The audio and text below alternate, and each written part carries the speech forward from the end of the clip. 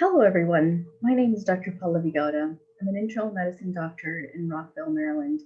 And today I wanted to talk about transgender. It is Transgender Awareness Week from November 13th through the 19th. So it's just appropriate given the awareness week that it is. So, what does it mean to be transgender? It's an umbrella term that is for people whose gender identity and or expression is different from cultural expectations based on the gender that was assigned at birth.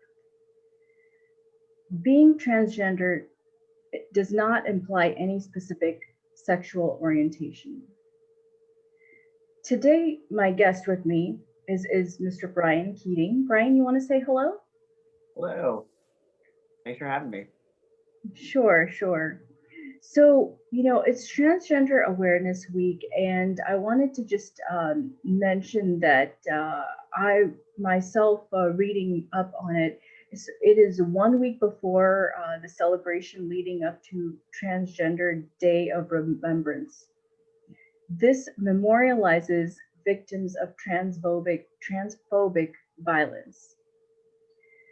Sadly, in 2020, according to the Human Rights Campaign, there have already been 36 transgender or gender non-conforming individuals who have been fatally shot by violent acts purely on the basis of being transgender or non-conforming um, in that respect. That's alarming, and that's something that I hope with awareness, with time, that will change, but that is 36 too many. We have approximately, it was noted in 2016 that we had 1.4 million transgender individuals. So this is a very relevant and important discussion to be had. Brian, I appreciate you coming on now. Community health series, and I know it may not be easy, but I think it's such an important thing for us to educate the community based on perceptions or your experiences. Now, how did you know you were transgender? It seems like a perhaps a very basic question, but so please go ahead. Sure. It's a great question, a great place to start. I knew when I was about 5 or 6 that there was something very different about me, but I didn't have words or a way to articulate it. I just felt it and knew kind of to the core of who I was, even as a child, that there was something different about me. It wasn't until puberty came onto the scene and with hormones raging that it began to exacerbate and intensify the differentness that I was feeling. Mhm. And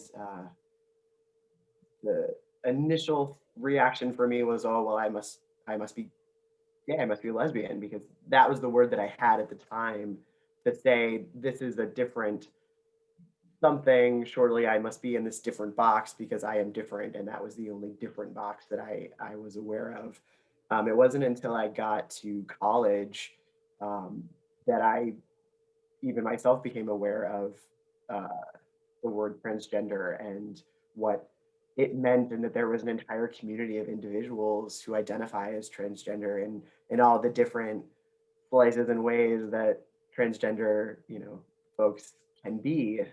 It wasn't until I heard that word that I realized, no, I'm actually not a lesbian. My word is transgender.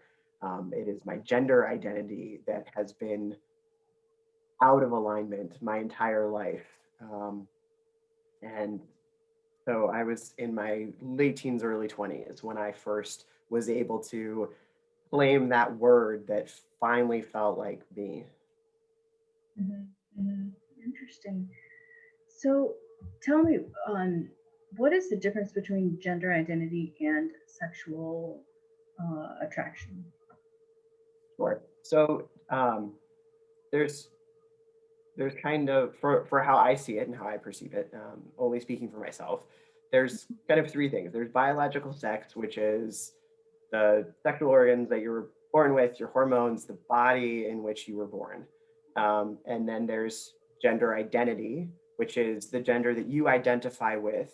And a component of that is gender expression. So how you uh, put yourself out into the world. And then there's sexual attraction or sexual orientation.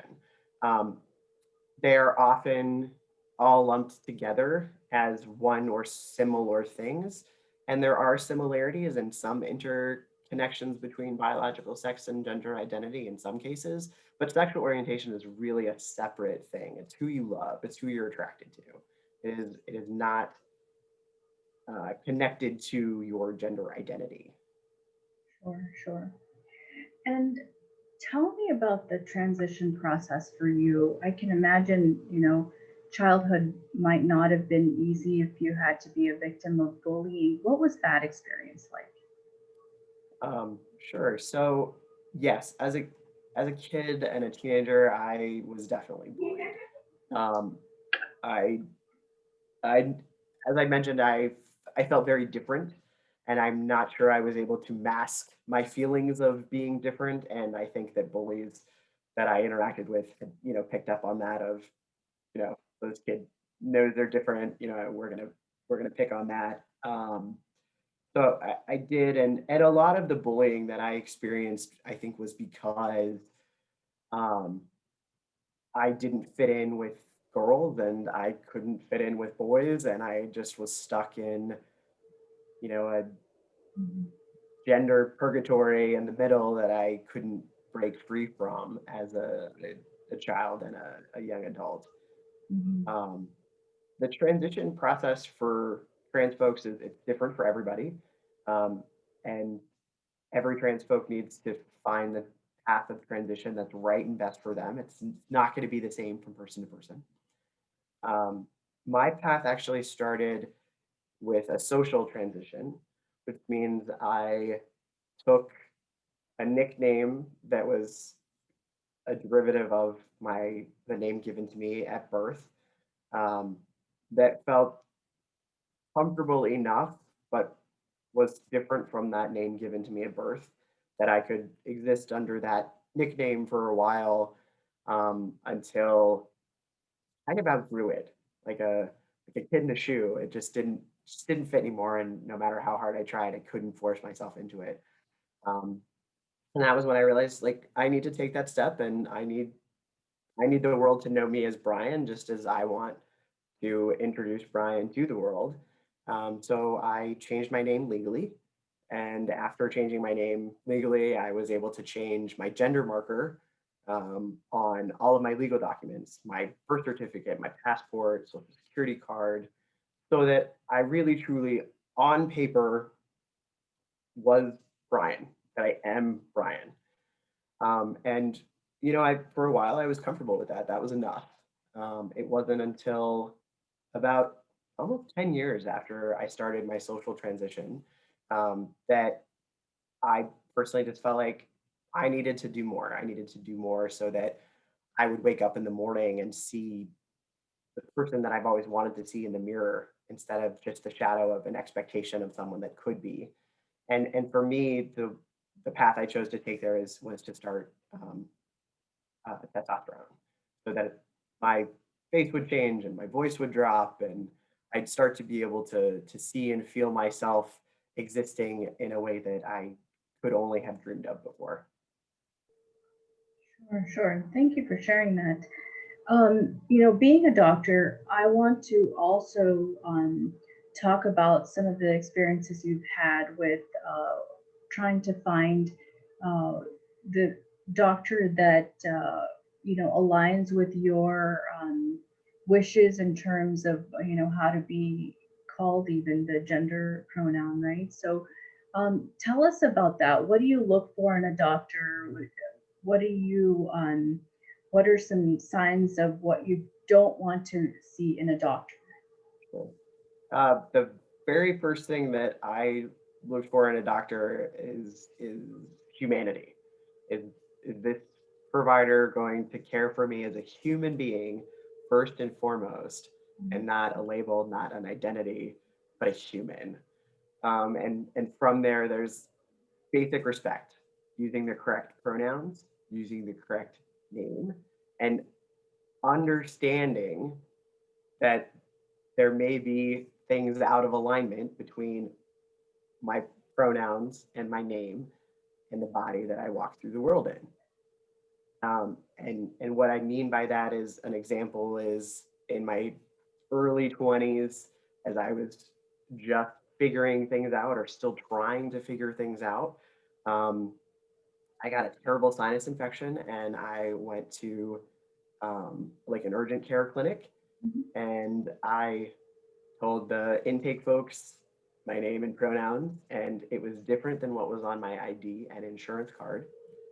And the doctor refused to call me by the name that I said was my preferred name, and they misgendered me the entire time, and dismissed that as a real thing, is what the doctor had told me, is that it wasn't a real thing.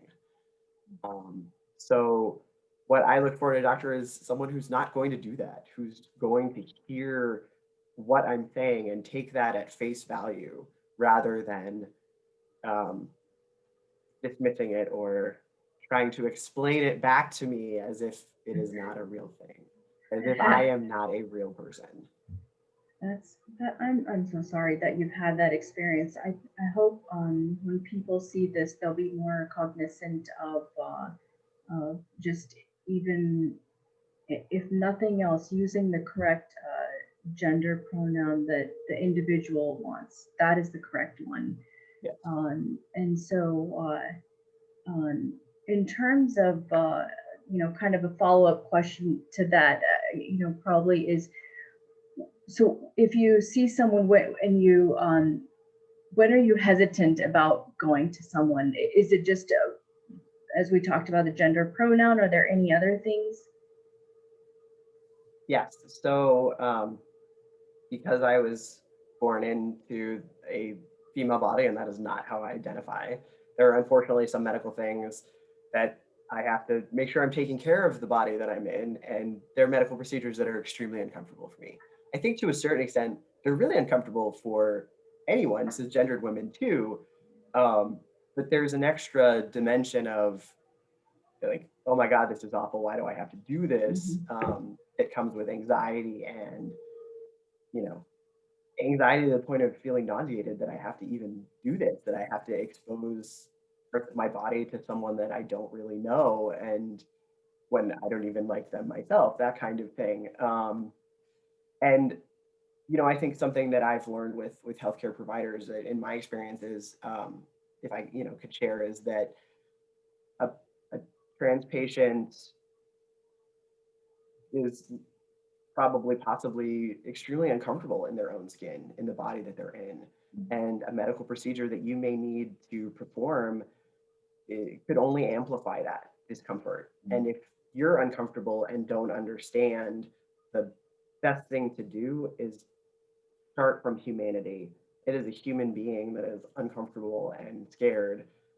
If you're uncomfortable and don't understand transgender identity, that's not the moment to try to understand. It's the moment to connect as human beings. Right. And that is the most important message today, for more aware of the impact that we can have in the non-judgment and lack of bias that we ourselves should have.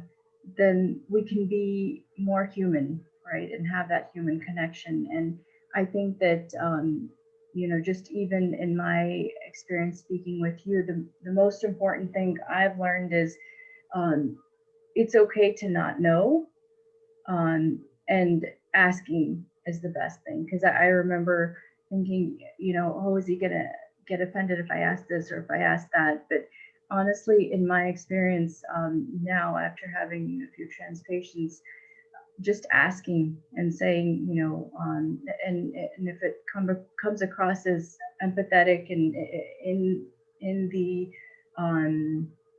for the purpose of awareness and understanding, then I think we're all aligned, because it's just at the end of the day, you just want respect, right? Mhm. Any last words? This is, I am so thankful that you came on and did this today because it's not easy. It really isn't. And from our first interaction, our first conversation to today, I have seen a change in you even and you in terms of how openly you're talking about this and the fact that you're doing this today is huge. I sincerely from the bottom of my heart appreciate it. Any last words you'd like to say? Um, I think the last thing I'd want to say is that there can sometimes be a big difference between someone's intention and the impact of their words. So a healthcare provider may have good intentions, and unfortunately, because of someone's past experiences, the impact initially may not resonate harmoniously. So Sure. try not to get discouraged and just take a step back and try again. And I would encourage trans folks who have had bad experiences with doctors to not write them all off because they're not all judgmental people. There are good doctors out there who are willing to learn and willing to listen. You just have to keep persevering to find them. Sure. Thank you so much for Brian for saying that. That is true. We're not all bad. We're just sometimes unaware, and we also need education. So thank you so much. Of course. Um, Thank you to our audience and our listeners today for joining us. Have a wonderful day.